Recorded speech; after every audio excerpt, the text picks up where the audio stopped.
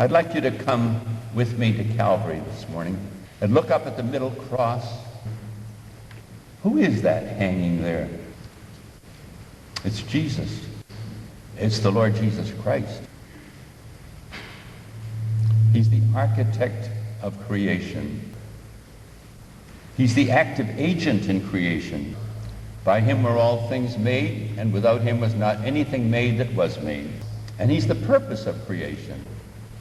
Everything was created for his pleasure, of him, and by him, and for him. And he's hanging on a cross of wood.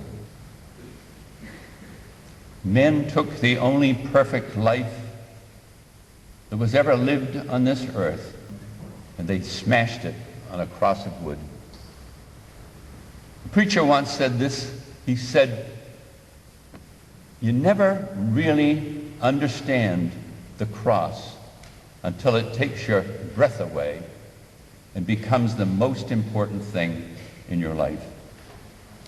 He's not only the creator of the universe, he's the upholder of all things by the word of his power.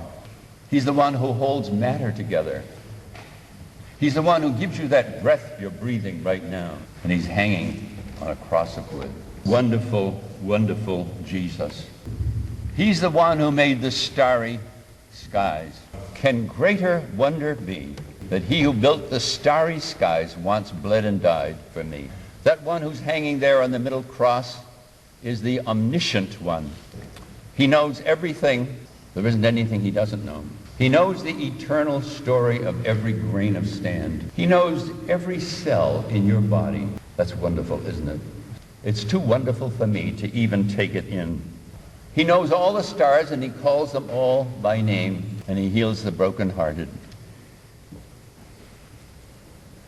Amazing to think that he, the Lord of life and glory, is hanging there in the middle cross. You never really do appreciate the cross until it takes your breath away and becomes the most important thing in your life. The one hanging there in the middle cross is the omnipotent one. He's the one who has all power, the omnipotent one. He's the one who created all things by a word. He just spoke a word and they came into being. And his hands and feet are bound by nails. The one on the middle cross is the one who inhabits eternity. That's an amazing thought.